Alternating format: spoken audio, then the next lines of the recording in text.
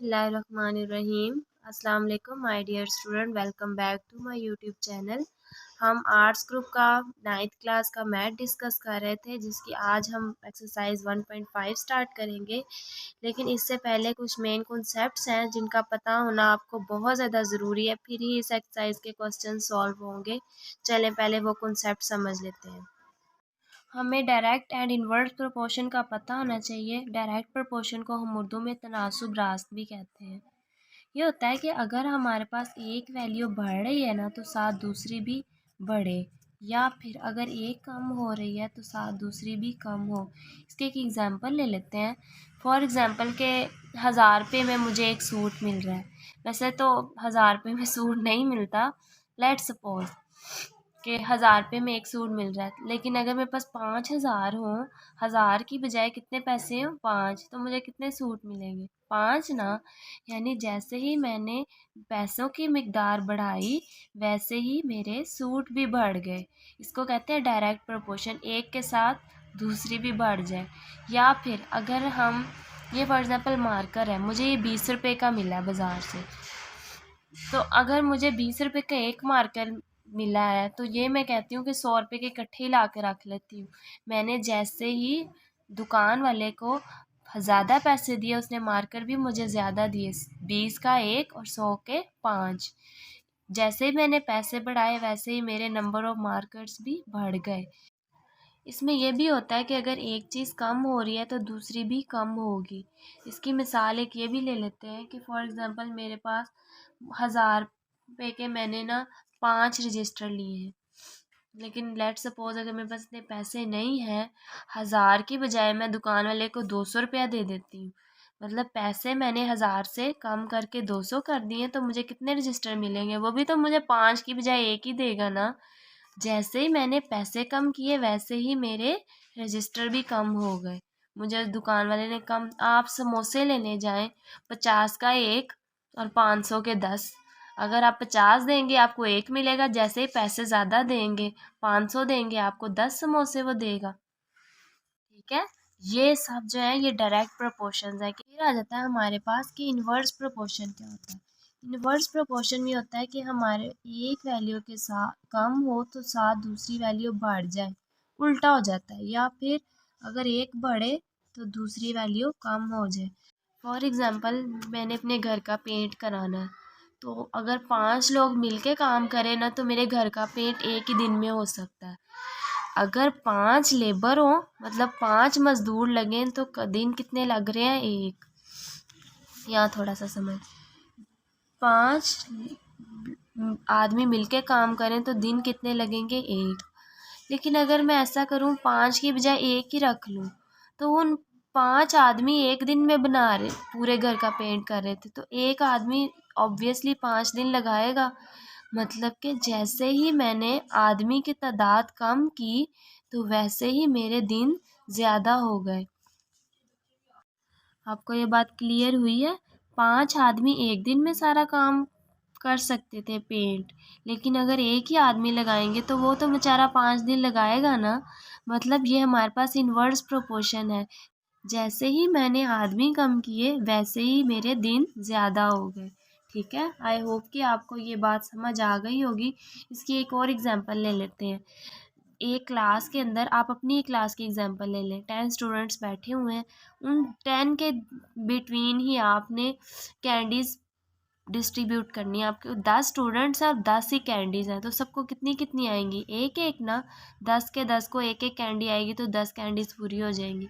लेकिन उस अगर number of students 10 and number of candies भी 10, जो कि सबको एक एक आई। अब ऐसा करते हैं, 5 बच्चे फॉर एग्ज़ाम्पल एक दिन एब्सेंट है या वो छुट्टी कर गए हुए, पीछे कितने बच गए? 5। उन 5 में से आपने अब वही वाली 10 कैंडी सबको डिस्ट्रीब्यूट करनी। अब सबको कितनी कितनी आएंगी? 2-2 ना। मतलब 10 स्टूडेंट्स थे तो सबको एक एक कैंडी आ रही थी, और न टोटल कैंडीज़ 10 थी। अब 5 स्टूडेंट्स हो गए तो सबको 2-2 कैंडीज़ आएंगी ना। 2 5 द 10। ठीक है, यानी जैसे ही मैंने नंबर ऑफ़ स्टूडेंट्स कम किए, नंबर ऑफ़ कैंडीज़ ज़्यादा हो गई। एक चीज़ के साथ एक अगर बढ़ रही है तो दूसरी कम हो रही है, ये भी इन्वर्स प्रोपोर्शन है। चले अब हम एक्सरसाइज स्टार्ट करते हैं। आई होप कि आपको ये चीज़ समझ आ गई होगी। इस एक्सरसाइज में ना कंपाउंड प्रोपोर्शन का भी जिक्र है, लेकिन चले वो हम तब उसका कॉन्सेप्ट समझेंगे जब हम उन क्वेश्चंस पर पहुंचेंगे, ठीक है। इसमें क्वेश्चन नंबर 1 है, वो कह रहा है find the value of x in the proportion 20। अच्छा, आपने ये इस चीज़ को तो हमें पता है ना, इसको रेशो कहते हैं। ये जो 4 डॉट का साइन है ना, इसको हम प्रोपोर्शन कहते हैं, ठीक है, प्रोपोर्शन कहते हैं। वो कह रहा है कि आपने ये उसने हमें वैल्यू दी हुई है, कह रहा है इसमें से आपने एक्स निकालना है। चलिए वो कैसे निकालेंगे देखते हैं। आपने एक फार्मूला याद कर लेना है, प्रोडक्ट ऑफ मीन। शायद आप छोटी क्लासेस में पढ़ के भी आ चुके हो। इस क्वेश्चन को करने के लिए ना आपने एक फार्मूला याद करना है, product of mean is equal to product of extreme. ये जो हमारे दरमियान वाले होते हैं ना, ये मीन्स होते हैं, और ये जो साइड वाले होते हैं इनको हम कहते हैं एक्सट्रीम्स, ठीक है। यानी मीन्स का प्रोडक्ट बराबर होता है एक्सट्रीम के प्रोडक्ट के, प्रोपोर्शन के केस में। तो ये मैंने फार्मूला यहाँ लिख दिया है, product of mean is equal to product of extreme. आपको पता है मैंने अभी बताया product of mean is equal to product of extreme. Product of mean क्या है, 50 मल्टीप्लाई बाई 8, और एक्सट्रीम क्या है, 20 मल्टीप्लाई बाई एक्स। चले इन दोनों को मल्टीप्लाई करें आप आपस में, क्या आता है, 400 आएगा। 20 को एक्स से करेंगे तो 20x आएगा। अब ये 20 यहाँ पे मल्टीप्लाई हो रहा है, इधर आके डिवाइड, और 400 को आप कैलकुलेटर पर भी 20 से डिवाइड कर सकते हैं, वैसे भी 0 0 से कैंसिल, 2 1 द 2 एंड 2 2 द 4, 0 7 वैसे का वैसे ही। एक्स की वैल्यू क्या आ गई, 20, ठीक है। आई होप कि आपको ये वाला क्वेश्चन क्लियर हो गया होगा। चले नेक्स्ट करते हैं। 2 है हमारे पास, the price of 15 suit is 6750 rupees. यानी 15 सूट हमें कितने के मिल रहे हैं, 6750 के। How much such suit can be purchase by amount of rupees 4050। तो बताएं, अगर मैं 6750 की बजाय 4050 रुपये दूँ तो मुझे कितने सूट मिलेंगे, ठीक है। चलें इसको करते हैं। और पहले तो सबसे मेन बात हमें ये है कि इसको करते हैं। सबसे मेन बात तो ये हमें एरोज़ का पता होना चाहिए, हमने किस तरह से लगाना है, फिर ही पता चलेगा। बाकी तो सेम प्रोसीजर है। ये देखिए सूट कितने थे हमारे पास, 15, उस पर पैसे कितने लग रहे थे, 6750, यानी 6750 के 15 सूट आ रहे थे। तो यहाँ आपने प्राइस के आगे रुपीज़ लिख लेना है अपनी सेफ्टी के लिए, कि बाद में हमें यहाँ रुपीज़ नहीं लिखना पड़ेगा, ठीक है। अब वो कह रहा है कितने सूट आएंगे अगर हम पैसे कितने कर दें अपने, 4050 रुपये। अच्छा, आपने ये गलती नहीं करनी कि यहाँ कम, ये जो है ना 4050 छोटा है या कम हो रही है तो मैं यहाँ एरो बना लूँ, यहाँ से भी ये एरो बना लूँ, नहीं। आपने कोई भी ऐसी सेंस नहीं लड़ानी, हमने सिर्फ ये देखना है हमारे क्वेश्चन के अकॉर्डिंग हमारे एरोस किस तरफ जा रहे हैं, आया डायरेक्ट है, इन्वर्स है, किस तरह की प्रोपोर्शन है, फिर हमने इसको सॉल्व करना है। ये बहुत सारे स्टूडेंट्स गलती करते हैं कि 4000 नीचे कम है वैल्यू तो मैं इस तरफ एरो बना दूँ, ये ऊपर ज़्यादा है, तो मतलब आपने ये गलती नहीं करनी। अब ये देखें, 15 सूट 6750 के मिल रहे थे, लेकिन अगर हम 4050 रुपये दे, पैसे कम है तो सूट भी कितने कम होएंगे ना। यानी एक ही तरफ, बढ़ने वाली तरफ हम एरो बनाते हैं, ऊपर को ही दोनों के एरो जाएंगे। यानी अगर मेरे पास 6750 है तो मुझे 15 सूट मिलेंगे, अगर मैं पैसे कम दे देती हूँ तो मुझे सूट भी तो कम ही मिलेंगे। यानी ये क्या है, it is a direct proportion.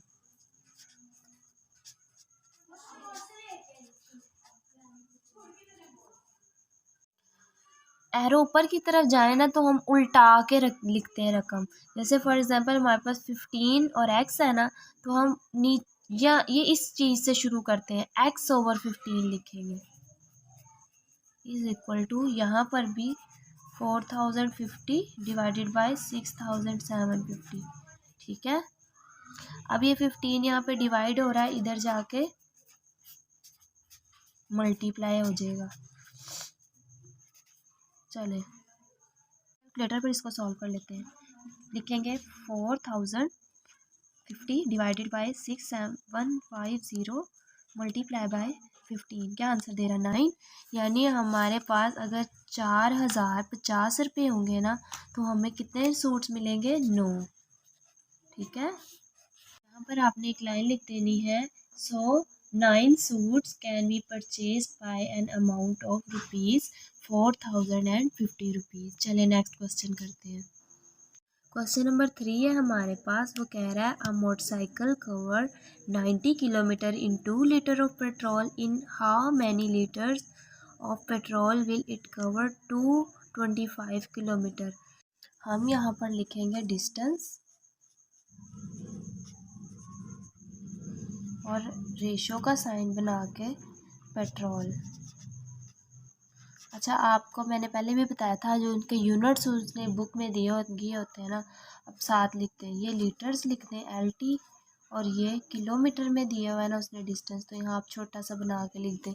इससे ये फ़ायदा होता है कि बाद में हमें जो है ना बार बार नीचे नहीं लिखना पड़ता। तो इसमें उसने कहा था 90 किलोमीटर वो डिस्टेंस कवर करता है, कितने लीटर पेट्रोल में? 2 लीटर पेट्रोल में। तो हमने ये बताना है कि अगर 225 किलोमीटर सफ़र उसने कवर करना हो तो कितना पेट्रोल डलवाएंगे। हम उसको एक्स का नाम दे देते हैं।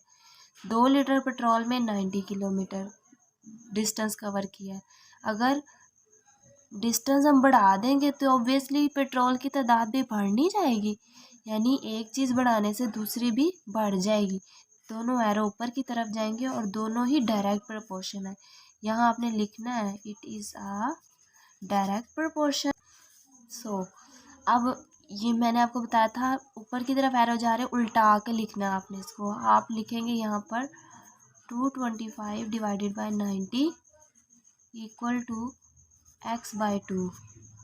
अच्छा, इस चीज़ से फ़र्क नहीं पड़ता कि आपने पेट्रोल इधर लिखना है या डिस्टेंस इधर लिखना है, बस आपने एरोज़ को देखना है कि एरोज़ हमारे ठीक लगे हुए। अगर एरोज़ आपके ठीक लगे हुए हैं तो समझो आप क्वेश्चन बिल्कुल ठीक कर रहे हो। ठीक है, अब ये 2 इधर डिवाइड हो रहा था, इधर आके मल्टीप्लाई हो गया। चलें करते हैं कैलकुलेटर पर multiply. 225 divided by 90 multiply by 2, क्या आंसर आया? 5। यानी ये आप लाइन लिखेंगे, इसको अब मैं बोल रही हूँ, आप साथ रजिस्टर पे लिख लें। हम लिखेंगे 5 litre of petrol will require to cover 225 kilometre distance. ठीक है, चले नेक्स्ट क्वेश्चन नंबर 4 है हमारे पास, वो कह रहा है a certain journey by train takes 5 hours at the speed of 45 kilometre per hour. What will be the speed of the train to complete the same journey in 3 hours? Train पर सफ़र किया जा रहा है, वो किस स्पीड से चल रही है? 45 किलोमीटर पर आवर की स्पीड से। तो उसको 5 घंटे लग रहे हैं अपनी मंजिल तक पहुंचने में। तो बताएं कि अगर उसी ट्रेन को बहुत जल्दी है, बहुत जल्दी उसे सफ़र करना है, उसे 5 की बजाय 3 घंटों में जाना है ना मंजिल पर, तो बताएं कि उसको कितनी स्पीड चाहिए होगी। ऑब्वियसली देखने से पता चल रहा है स्पीड उसकी ज़्यादा होगी तो ही वो 3 घंटे में से चल पाएगा। कि फॉर एग्ज़ाम्पल आप स्कूल के लिए निकलते हैं, आपके पास आधा घंटा है, तो आप स्लो स्लो स्लो स्लो जाएंगे। फॉर एग्ज़ाम्पल आप साइकिल पर जा रहे हैं, स्लो स्लो स्लो स्लो जाएंगे कि मैं स्कूल पहुँच ही जाऊँगा, अभी आधा घंटा है। लेकिन अगर आपके पास 10 मिनट है तो आपने 10 मिनट में स्कूल पहुँचना है, तो आप बहुत तेज़ तेज़ तेज़ तेज़ चलेंगे, मतलब आप अपनी स्पीड बढ़ा देंगे। जैसे ही टाइम कम हुआ, 5 आवर से 3 आवर हो गए, वैसे उसकी स्पीड ज़्यादा हो जाएगी ना। चलें इसको थ्योरेटिकल सॉल्व करते हैं। अब ये देखिए मैंने यहाँ लिख लिया speed ratio time. Speed time जो हमें घंटों के अंदर गिवन था तो मैंने आवर्स साथ लिख लिया, और स्पीड किलोमीटर पर आवर में दी गई थी तो मैंने वो साथ लिख ली। चले अब हम गिवन इंस्ट्रक्शंस लिखते हैं जो क्वेश्चन में दी गई हैं। 5 घंटों के अंदर कितनी स्पीड 5 घंटों के अंदर कितनी स्पीड से वो ट्रेन ट्रैवल कर रही थी? 45 की स्पीड से। तो उसने अब ये पूछा है कितनी स्पीड से वो चलेगी अगर उसने वही टाइम, वही जो अपना सफ़र है वो 3 घंटों में तय करना हो। तो आप ये देखें, मैं यही तो आपको समझाया अभी मैंने। घंटे कम करेंगे तो उसे तेज़ तेज़ तेज़ तेज़ और ज़्यादा स्पीड में, क्योंकि उसने कम वक्त में पहुंचना है ना। इसका मतलब जैसे ही इसका एरो ऊपर जाएगा और इसका नीचे जाएगा, एक चीज़ के बढ़ने से दूसरी कम हो रही है। स्पीड वो बढ़ाएगा तो 3 घंटे में पहुंचेगा ना। जैसे ही स्पीड बढ़ाई वैसे ही घंटे कम हो गई, या जैसे ही घंटे कम करेंगे तो स्पीड ज़्यादा हो जाएगी उसकी। ये इनवर्ट्स एरो आएंगे या फिर इनवर्ट्स प्रोपोर्शन है ये। तो यहाँ हम लिखेंगे इट इज़ एन इनडायरेक्ट या फिर इनवर्ट्स प्रोपोर्शन। कैसे सॉल्व करेंगे हम, एरो ऊपर की तरफ जा रहा है तो उल्टा के लिखेंगे, यानी हम लिखेंगे x/45, और यहाँ पर एरो नीचे की तरफ आ रहा है तो उल्टा के नहीं बल्कि एज इट इज़ लिख देंगे डिवाइड में। ये बात आपको क्लियर हुई।